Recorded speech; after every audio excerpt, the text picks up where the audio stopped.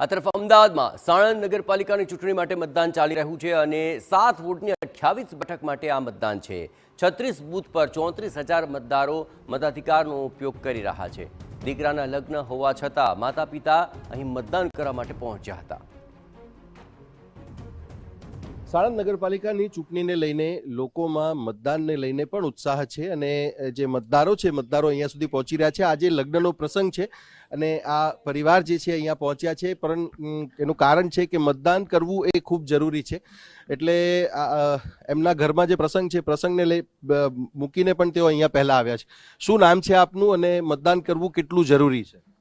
જાડેજા દિનેશ વિક્રમસિંહ। મતદાન આલવું જ પડે લોકશાહી માટે, એ જરૂરી જ છે। અચ્છા, ઘરમાં આજે તમારે પ્રસંગ છે, શું પ્રસંગ છે અને તેમ છતાંય તમે અહીંયા સમય કાઢ્યો? મારા બાબાના મેરેજ છે, 8 વાગ્યાનો ટાઈમ છે, તે છતાં ટાઈમ કાઢીને અમે મહેમાનને મૂકીને આવ્યા છીએ વોટ આલવા। અચ્છા, લગ્નના ઘરમાં ઘણી બધી તૈયારીઓ કરવી પડતી હોય છે, ઘણી બધી તમારે બધું પહેલાથી તૈયાર કરીને રાખવું પડતું હોય, હાજર રહેવું પડતું હોય, તેમ છતાંય તમે મતદાનને મહત્વ આપ્યું? જરૂરી છે ને, મત આપવું એક જરૂરી છે, વોટિંગ કરવું જરૂરી છે। ઘરમાં બધી લગ્નની તૈયારીઓ પૂર્ણ કરી રહ્યા છો? પૂર્ણ કરીને આવ્યા છીએ।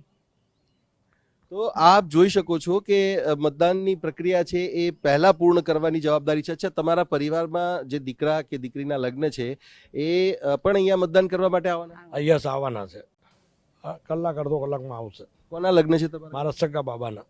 અચ્છા, તો આપ જોઈ શકો છો કે આ પરિવારમાં જે આ લગ્ન પ્રસંગ છે, લગ્ન પ્રસંગને મૂકીને પણ મતલબ એની તૈયારીઓ પૂર્ણ કરીને અહીંયા આવ્યા છે। હજુ લગ્નની જે વિધિ છે વિધિ પણ બાકી છે। એમના દીકરા પણ જે છે મતદાન કરવા માટે અહીંયા આવશે અને મતદાન કરશે।